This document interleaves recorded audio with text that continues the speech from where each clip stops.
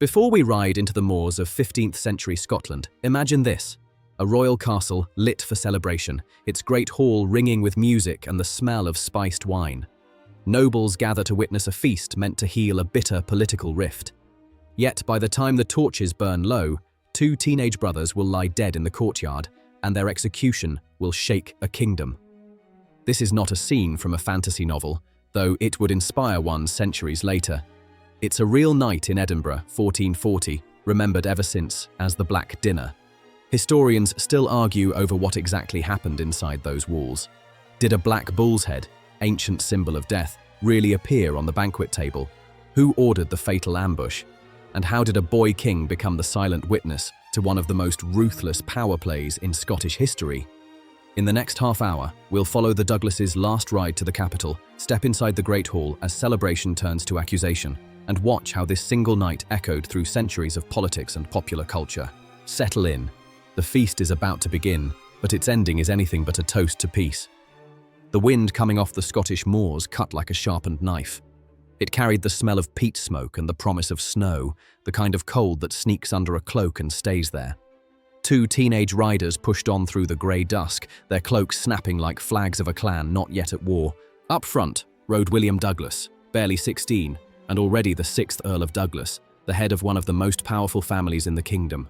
Beside him was his younger brother David, not yet famous but every bit as brave. The boys were answering a royal summons no one in their right mind would ignore. Ahead of them, Edinburgh Castle rose straight out of the volcanic rock, a black crown against the early winter sky. To travellers approaching from the moors, it looked less like a royal home and more like a fortress daring the world to test it. And that, of course, was the point. A few days earlier, a royal messenger had arrived at the Douglas stronghold. He carried letters sealed with the authority of James II, Scotland's child king, just 10 years old at the time. The letters promised reconciliation, a grand feast to mend the rift between the crown and the mighty Douglas clan. Think of it like a high-stakes political peace summit, the medieval version of cameras flashing while rivals shake hands. The wording was smooth, the wax seal royal, and the invitation hard to refuse. But rumours travel faster than parchment. Around the hearths of castles and taverns alike, voices dropped to whispers. The regency that ruled in the boy king's name was restless, even jealous of the Douglas power. Some chroniclers later claimed, and historians still debate this, that the letters carried a pledge of safe conduct so generous it seemed suspicious, a promise that may have existed only in rumour. Whether that promise was real or a story polished in hindsight, no one can say for sure. William and David chose trust over caution. Maybe it was teenage confidence, maybe a sense of duty to show good faith. Whatever the reason, they saddled up and rode for Edinburgh. As the city's stone walls came into view, the first snowflakes began to fall, white flecks settling on the horses' dark manes. The brothers tightened their cloaks and pushed on toward the looming fortress, unaware that the welcome waiting inside would become one of Scotland's most infamous legends. What lay beyond those gates would turn a royal feast into a story of betrayal told for 600 years. The council chamber inside Edinburgh Castle smelled of tallow smoke and damp stone. Every footstep on the flagstones echoed like a warning. Scotland in the early 1440s was a kingdom that looked solid from the outside, but inside it wobbled like a table with one leg too short. The crown rested on the head of James II, born in 1430 and still only a boy. He had the title of king, but not the power. The real decisions were made by a handful of nobles acting as a regency, a kind of medieval version of a modern coalition government, where competing factions share power and spend most of their time watching each other for betrayal. At the centre of this uneasy alliance were two giants. One was the Douglas family, landowners so rich and well-armed that some people joked the Douglases could field their own national army.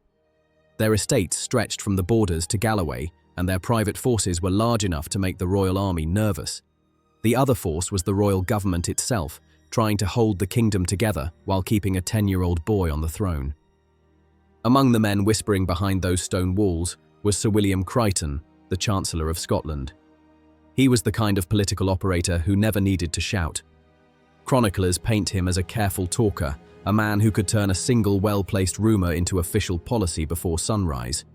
Whether Crichton plotted the downfall of the Douglases from the very beginning or simply grabbed his chance when it came is still debated. But even his critics admit he was ready when the opportunity appeared. Beside him, another key figure, Sir Alexander Livingston, worked the levers of power. Together, they formed a regency that both guarded the young king and schemed to keep the realm under their control. They knew the Douglas family's strength could one day overshadow the crown itself. For the teenage William Douglas, newly the sixth Earl, that power was a double-edged sword. He was exactly the kind of ally the regency wanted on its side, and exactly the kind of rival they feared. His youth gave the council hope they could win him over.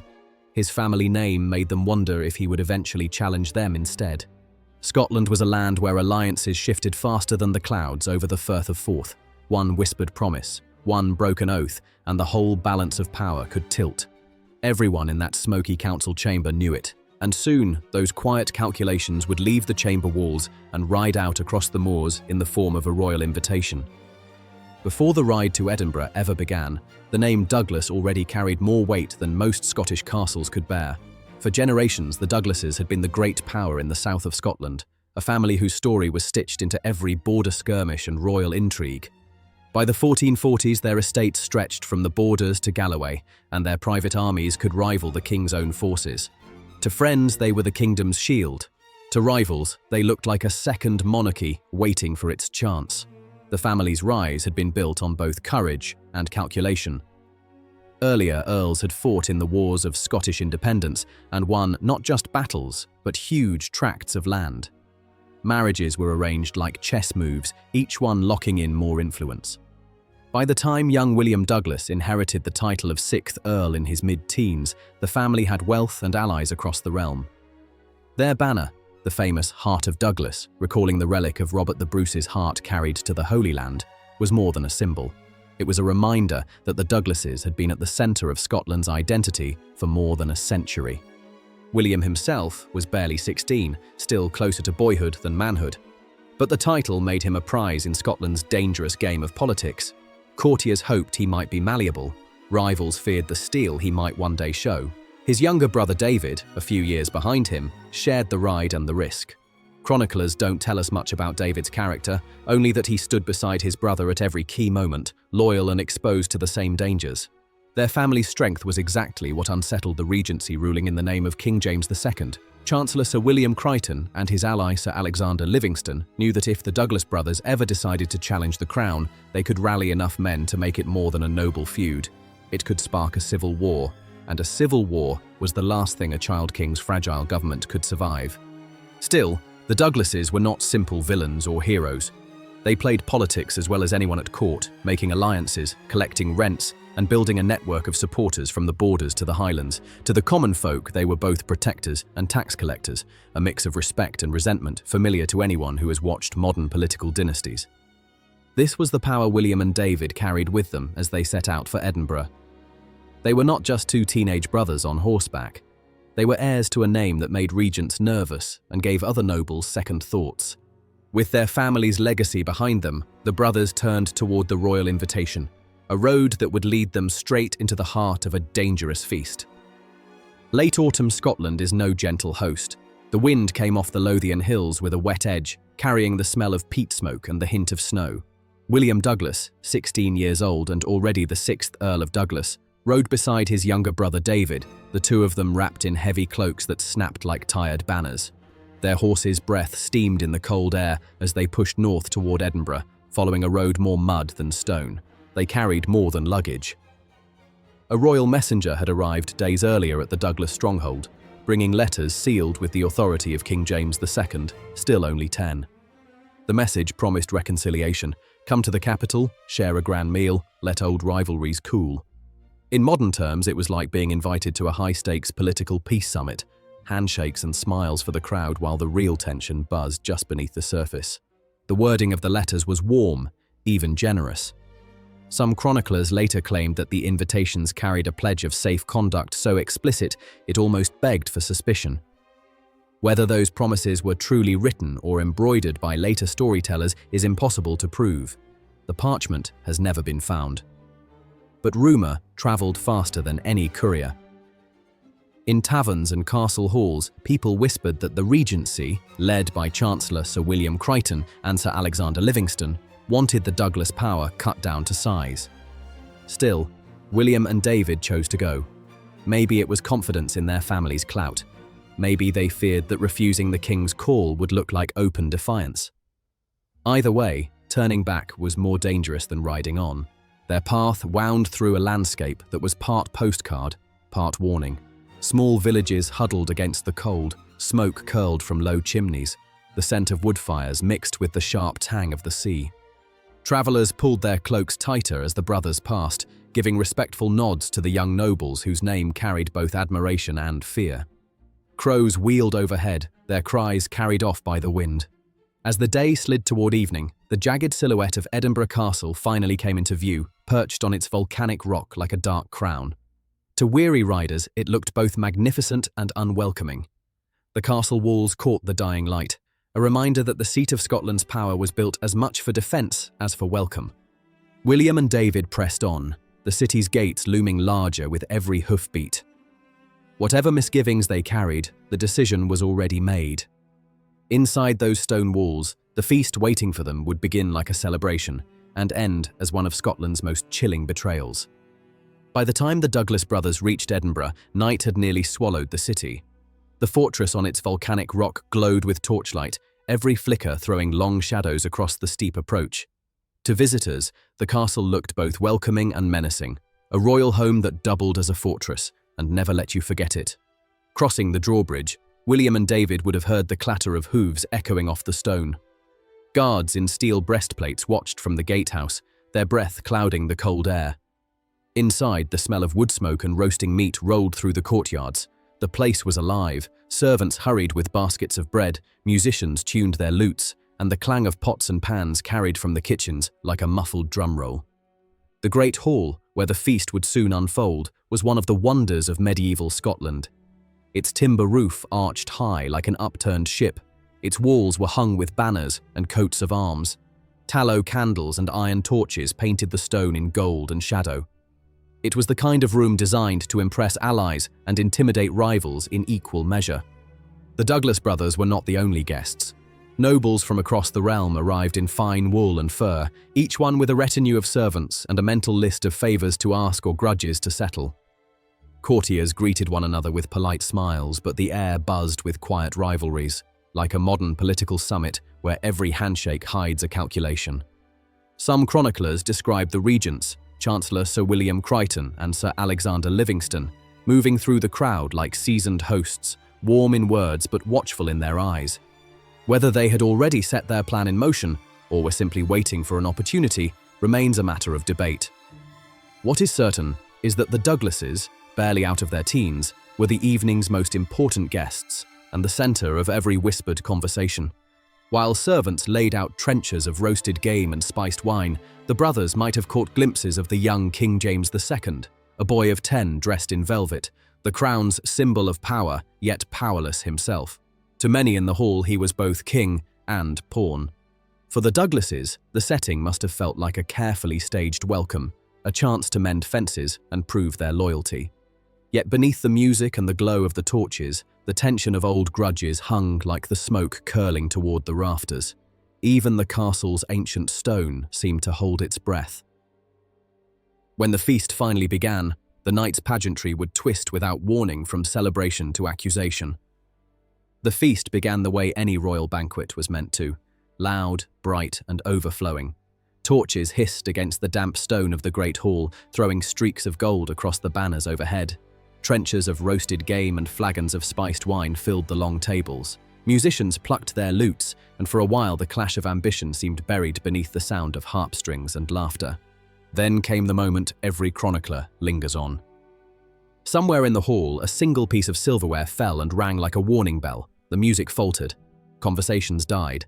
Candle smoke curled and hung low, as if even the air sensed a turn. Some later writers claimed that a black bull's head, a medieval emblem of death, was carried in and placed before William and David Douglas. Whether this ominous display actually happened or was embroidered by later storytellers can't be proved. But the image stuck, and for 6 centuries it has symbolized the betrayal of that night.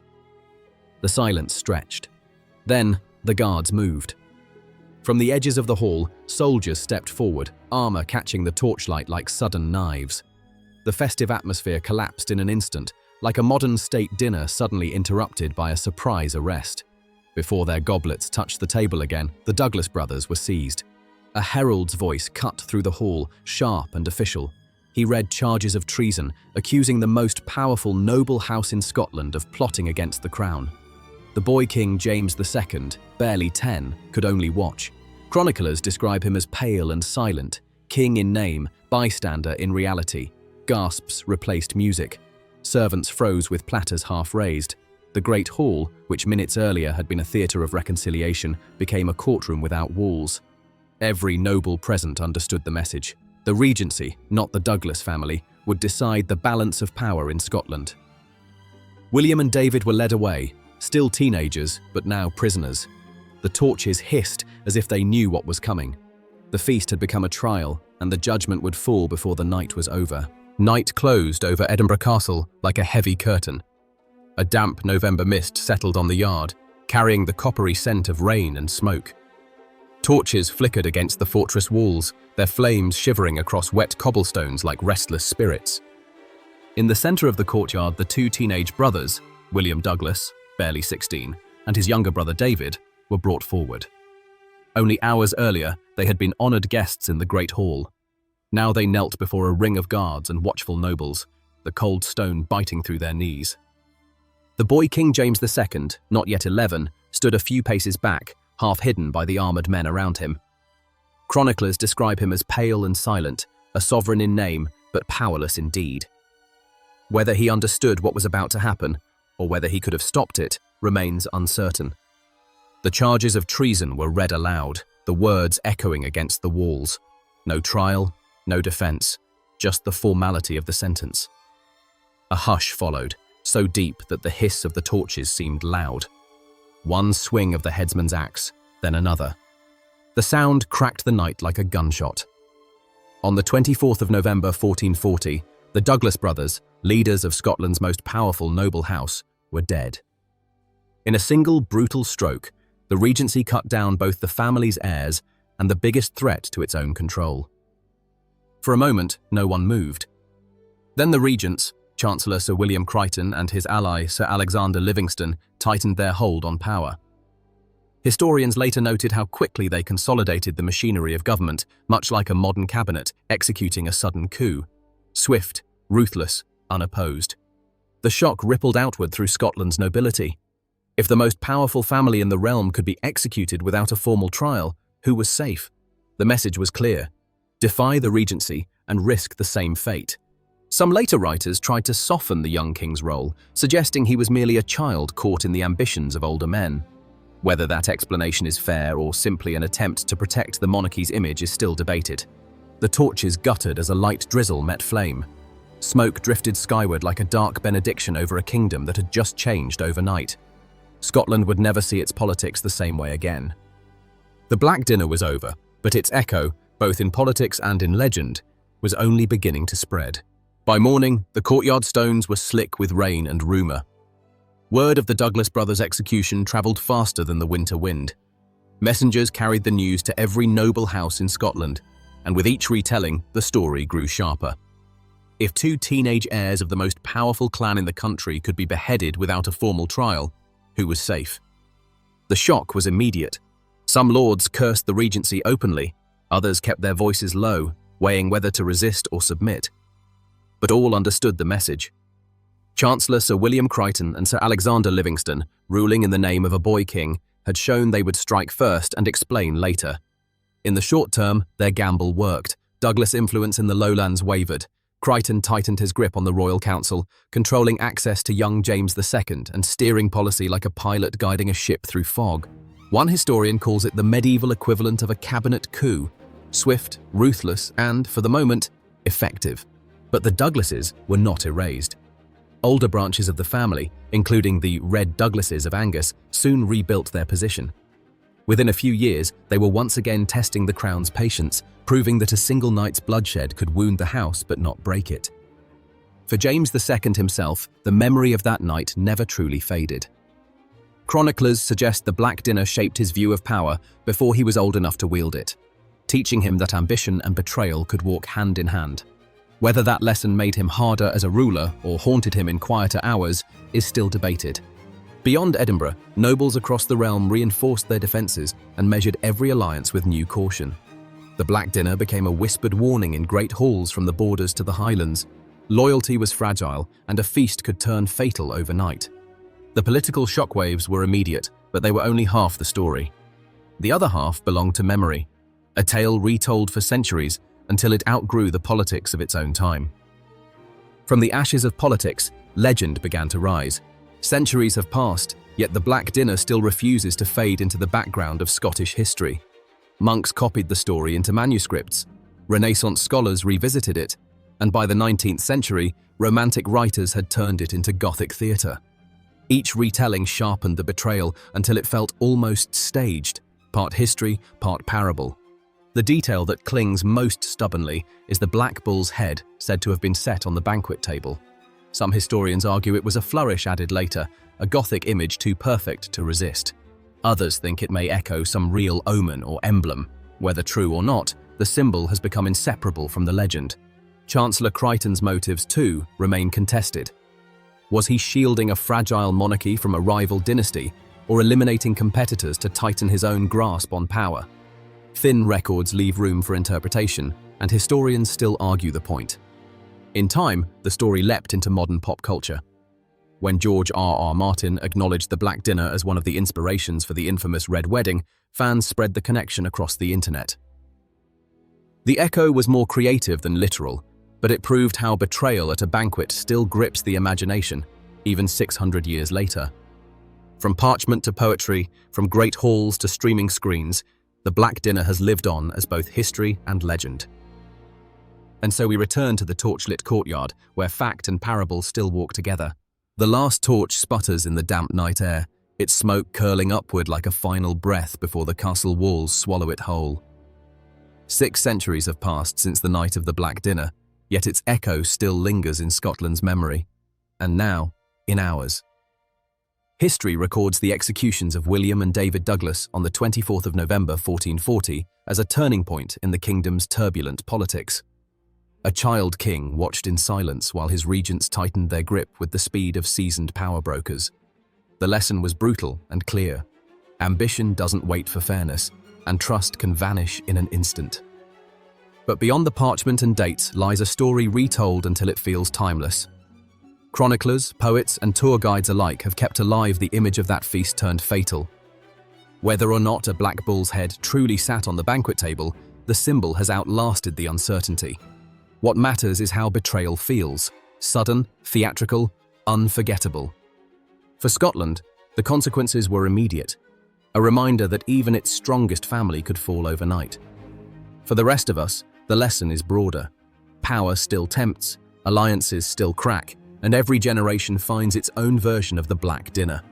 The settings change, emails instead of scrolls, boardrooms instead of great halls, but the human motives stay the same. Stand for a moment in that courtyard after the torches have burned low. Hear the echo of footsteps on wet stone, the silence of a boy king unable to speak. The Black Dinner is not just a medieval footnote.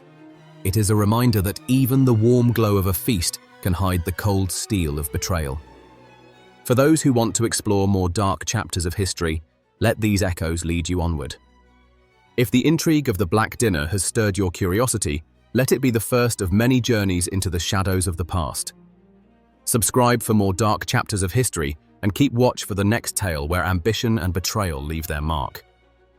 May the echoes of history draw you back for the next tale.